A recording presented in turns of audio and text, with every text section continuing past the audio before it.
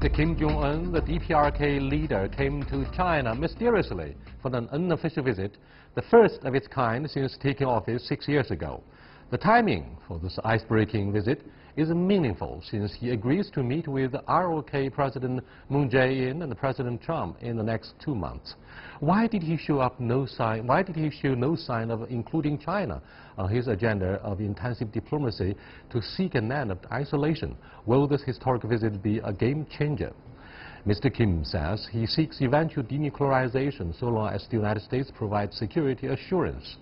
The most eye-alluring part of the summit meeting in Beijing might be that President Xi has happily accepted an invitation to visit the DPRK, according to the DPRK official source. How would the resumption of high-level exchanges help diffuse tensions of the Korean Peninsula? Will the U.S. respond angrily, since China may have stolen the spotlight from an embattled president who seeks to escape from domestic media fanfare about affairs with Stormy Daniel? Joining me in the live show here are Ambassador Su Ge, Mr. Xu Qinduo, and Mr. Anna Tangen. We shall also be talking to Professor Robert Kelly with Pusan National University via Skype. He's standing by in South Korea. This is a dialogue. I'm Yang Rui. Before we start, let's take a look at this. Xi Jinping held talks with Kim at the Great Hall of the People. There was a welcoming banquet for Kim and his wife, Ri Sol-ju, and they watched an art performance. The Korean Peninsula issue dominated discussions. Xi said China sticks to the goal of denuclearization and safeguarding peace and stability on the peninsula. Resolving problems should be done through dialogue and consultation. China calls on all parties to support the improvement of inter-Korean ties and take concrete efforts to facilitate peace talks. Kim said the DPRK is committed to denuclearization and the country is determined to transform the inter-Korean relationship into one of reconciliation and cooperation. He also confirmed willingness for a summit with the U.S. The leaders also addressed improving bilateral ties. Xi made 4 proposals. First, continue high-level exchanges. Second, make full play of strategic communication, including maximizing the important role of party-to-party exchanges. Third, advance peaceful development and make joint efforts to contribute to regional peace and stability. Fourth, cement the foundation for China-DPRK friendship. DPRK State News reports Kim called the meeting with Xi a milestone in improving bilateral ties. It said both sides agreed maintaining friendly bilateral ties is a common strategic choice. Hey, gentlemen, my biggest question and concern, I'm afraid, at this moment is, do you believe this has been going on for quite a while, carefully planned, or this is simply a hasty one upon short notice? Probably people would say this is something very startling, unexpected. As you said, it's a mysterious, secret visit. Because for a visit of this magnitude, just cannot have full announcement. Well, as for the significance of the visit, President Xi Jinping said, well, think of the historic moment. This visit has been one with great importance. It seems 3 generations of the family, from the founding father of the DPRK, came to Beijing all by train instead of by air. What do you make of the uniqueness of their travel? Well, maybe part of the practice, he's, the young leader tries to follow. That's the practice by his grandfather and his father. Is it for security concerns or just a personal habit? Previously, I believe. I'm sorry for asking this tabloid question. For security question, but I think this is China, and that's no problem with security. So it's very free, and also China follows the practice. The news will not be released until he departed. So again, this is the same practice. So that's why people feel it's mysterious. Actually, it's a common practice. Well, let me focus on style and substance. And the way they travel is one thing, but the issues they may have addressed may have generated more curiosity of the international media. What are your thoughts about the issues on the agenda between the 2 leaders? Well, let's first off put the positions. You have, North Korea, a small country, going up against a very large country, the United States. So in this particular things, it makes sense to turn to your very powerful neighbor who you've had on and up and down relationships with and see what their attitude is. Quite frankly, if I were young Kim, I would want to know exactly how the Chinese felt if there was an attack on the DPRK, what the response would be, how serious China was going to be about continuing the sanctions, which were biting into my economy. These are things that I'd want to know before I met with this very, very large power. Also, there might be something to gain to play off these two powers who are on the brink of a trade war with hostilities, competitive powers now. It might be worth his while to see if there's any way in which he can get additional benefits for his country. Professor Kelly, do you think your colleagues in South Korea have been shocked by the ice-breaking visit that Mr. Kim Jong-un undertook? I think there's some surprise on the South Korean side. I think there is sort of a strong sense in South Korea, and probably North Korea too, right, that this is ultimately an inter-Korean issue, and that China, the United States, Japan, Russia, the other players in the six-party talks and others around the world don't really have a proper role in this, that ultimately this is really intended to be an inter-Korean issue. The South Korean government, generally speaking, would like to keep others out. But on the other hand, I think everybody knows that North Korea is a patron, or North Korea is a client of China, and so I don't think anybody's really sort of surprised. It would be astonishing if the North Koreans were to really freelance in foreign policy and take a risk of burning Beijing, right, which is its most important backer. I don't know exactly what he means by client. The fact is that the relations have been sweet and sour. China has offered an economic hand on many occasions and then been rebuffed. I think the fact that he killed his uncle because he perceived him to be too close to Beijing, and also is alleged to have killed his brother because he thought that he might be used by Beijing. So I think that's a kind of generalist attitude that's being kind of put by the international press, but it doesn't hold water. Domestic politics of the DPRK aside, Professor Kelly, let me go back to you. The international media says, look, what Mr. Kim Jong-un does is to buy time. He would never ever give up the nuclear capability because he wants to do everything to ensure the survival of the government. What do you think of the speculations of the world media? Yeah, I think it probably broadly is correct that the North Koreans have nothing to lose by dragging out negotiations, right? I mean, if you're North Korea, you've already got the weapons, right? I mean, it already looks like they can strike the United States. There's some debate yet about whether or not they have a missile that can survive re-entry, but most people seem to think if they don't have it, they will shortly. So really, you don't have anything to lose by talking, right? I mean, why not go and see what the Americans have to offer, the South Koreans have to offer, see if you can play the Chinese and the Americans against each other and get better deals from both of them, right? Kim Il-sung did that. I don't really see any reason why the North Koreans might not talk. At the very least, it holds American hawks at bay. It keeps Donald Trump from striking North Korea for another 6 months or 8 months or something like that. Well, North Korea has a chance to sort of reach out to South Korea and see what can be, turned up for its various conciliations. But I would be amazed if the North Koreans actually really put the nuclear program on the table. Eventually, the collective aim of all major players in the game is to seek denuclearization. However, the issue of greater urgency at this moment for the DPRK is to lift the economic sanctions against this regime, quote unquote. What do you think of what China can do? China is one of the P5. Obviously, we cannot violate the terms of the UN-led economic sanctions. Well, when you look at the Xinhua News, China would claim herself to be a responsible power, and who has been doing significant things so far as the six-party talks are concerned. In the most recent talk between Xi Jinping and Kim, Xi Jinping did mention the three principles China has been proposing. That is number one, denuclearization of the peninsula, and number two, goal is peace, stability in the region, and how to realize that goal. Number three, then through peaceful means. But now I think that well, people like Kelly and the others watchers, you could see this from different angles, saying that the small power is playing up with the big powers and so on. However, when you look at the responses from Kim this time, you can see something significant. You can see a significant change. For instance, 2012, the North Koreans altered their constitution, saying that they have to have nuclear weapons. But this time, and he did say that denuclearization has been an aim from the time of his grandfather and his father.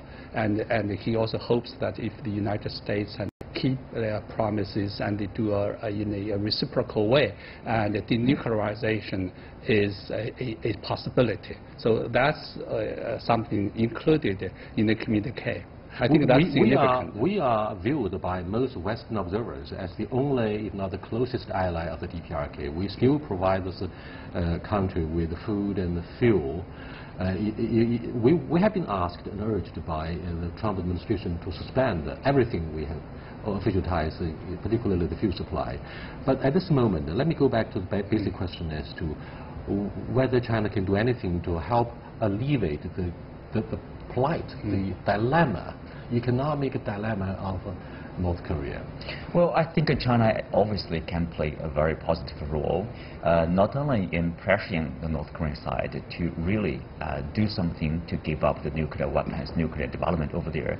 At the same time, China can play the role at the UN Security Council to somehow table a resolution to relax a little bit about these economic sanctions on the North Korean side, depending on their further measures to reduce tension.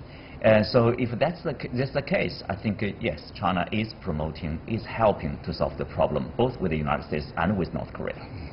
In whatever major events regarding economic sanctions taking Iraq under the leadership of Saddam Hussein, as an example, we had the oil for food event. It quickly became a scandal for Mr. Kofi Annan, former chief of the United Nations. However, is it possible, Anna, for the P5 of the UN Security Council to adopt something similar? Because every time it's the ordinary folks, this innocent civilians, who will be the first casualty of such economic sanctions.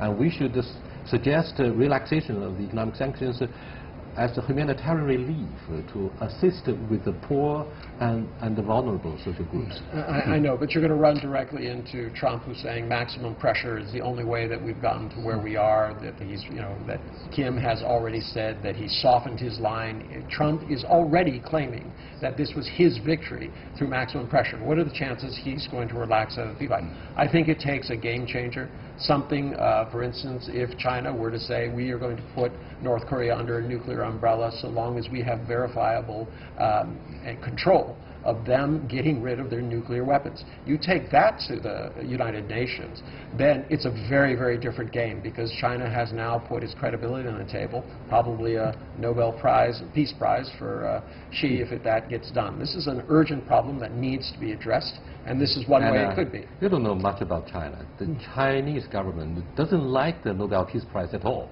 We accuse the Nobel Peace Prize Committee of politicizing this award. No, my point is not, I don't care about the prize. I'm saying that the world would recognize. Well, I'm kidding. Chinese Let me go back to Professor Kelly. Yes. Do you think this official visit, the first of its kind, I mean, it's an unofficial visit, but it's a very important one, ice-breaking, historical one by Mr. Kim Jong-Un, will be a game changer for allegedly assuming or resuming the security mechanism? For example, the six-party talks, with China being or playing the pivotal role. Perhaps. I mean, I'm not a big fan of that expression, because even if this talk, even if the summits in the next couple of months sort of rejuvenate talks, if we sort of get that moving again, I mean, ultimately that's just process, right? And we've sort of gone through 2 rounds of extended, lengthy process in the past with the agreed framework and the six-party talks. So, to be honest, I'm not particularly impressed by any of this yet. Not by the Olympics or the various summitry. I think Donald Trump, for example, is woefully unprepared to meet Kim Jong-un. I think the likelihood that the Trump-Kim summit is just a bust is very high because Donald Trump won't understand the issues and will not come prepared. If I had to predict 6 months from now, we'll probably be talking about the same kinds of issues. I would be astonished if the North Koreans give up their nuclear weapons. They've been looking for these things for 40 years. Right? If the North Koreans genuinely believed in denuclearization, they never would have built nuclear weapons to begin with. I don't know why anyone thinks North Koreans are going to denuclearize. They could have denuclearized 10 years ago by stopping, right? So, you know, sure, maybe we can sit around the table and everything, but the strategic issues, the ideological issues that divide the United States and South Korea from North Korea are still very, very wide.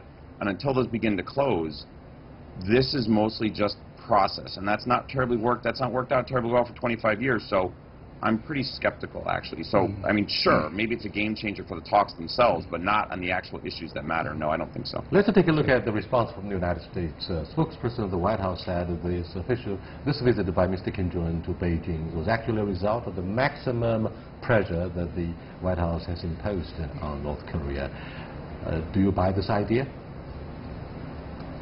Me? Yes. No, thank you. Sorry, it's hard for me to know with Skype. That's a political statement, not an empirical one. It may be true, but we have no evidence by which to judge that statement. I mean, there is sort of anecdotal evidence floating around out there that sanctions have begun to bite in North Korea. You know, we hear stories about shortages and gas rationing and things like that, but nobody really knows, of course. The North Koreans don't tell us, and they lie about a great deal, so it's really sort of hard to know. My own sense is that the reason the North Koreans have come to the table is because they now have the weapons, right? They can probably strike the continental United States with a weapon at least the size of the one that was dropped on Nagasaki. So now that they have it, why not come to the table? You've got nothing to lose. You've got the weapons. So come and see what the Chinese, the Americans, the others will offer you. If they offer you nothing, you haven't lost anything, then you just go back home. I mean, why not try, right? You've gotten to the point where you've been trying to get for 40 years, so what do you got to lose? Thank you so much, Professor Kelly. Ambassador Suga, yeah, you're welcome. With the end of the Cold War, the Chinese government made it very clear that our diplomacy will no longer be motivated by ideology. But this time around, one of the 4 proposals that President Xi Jinping raised on an improvement of the bilateral relationship with Pyongyang is party-to-party exchanges. Now, at the same time, we remember quite a few months back, Mr. Song Tao, special envoy of President Xi Jinping from the International Department of the CPC Central Committee, went there and he was given a cold shoulder. He wasn't received by Mr. Kim Jong-un. But Mr. Song Tao, after all, represented the ideological front of the Central Committee. Mr. Xi Jinping said so very clearly. It's party-to-party exchange. Well, that's probably one of the significance of the China's relations with the DPRK, because the certain embassies, are basically, personnel. I mean, the ambassadors, as you know, most of the Chinese ambassadors are sent by the Chinese Foreign Ministry to DPRK. That's normally from the party liaison department. Well, that being said, we have to see the significance of the essence of the talks. Well, no matter what, from which angle, you can see that they talk about some hardcore issues: denuclearizing, peace, stability, peace, development, people-to-people contact, and so on. So I think that China has all along been proposing for the dual track and double concession and all these suggestions, because we have a Chinese saying that is, if you have a piece of ice 3 feet deep, it takes a little while for it to be thawed. And I would like to use a French term that's petit à petit, little by little. Little by little. And I think that this, well, you mentioned the 6-party talk, you mentioned denuclearization just now when you raised questions to other people here. I would say that these are long-term goals, but anything we need to see whether they are conducive for those purposes. I think that no matter from which angle, the last talk between Chinese President Xi Jinping and Kim would be identified to be one conducive to lessening tension in the region, conducive to the final realization. At least it's a one step for us to find a common denominator for the final goal. Everybody knows that our relationship with the DPRK declined sharply since 1992 when we normalized relationship with the South Korea.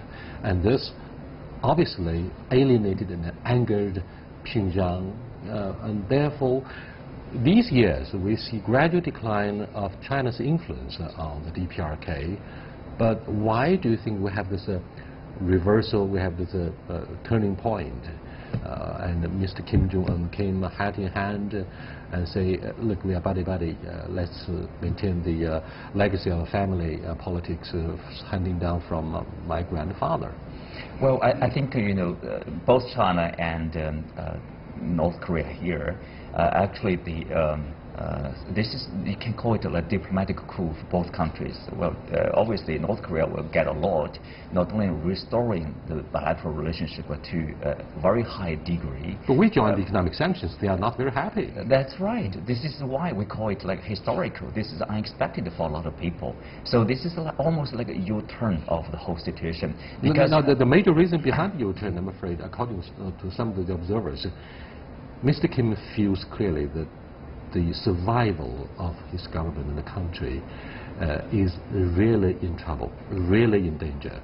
And this is a matter of survival or not. One explanation, one explanation to look at the issue is like, he has two goals. One is build a military, powerful military. Probably he already reached that goal or reached the bottleneck somewhere.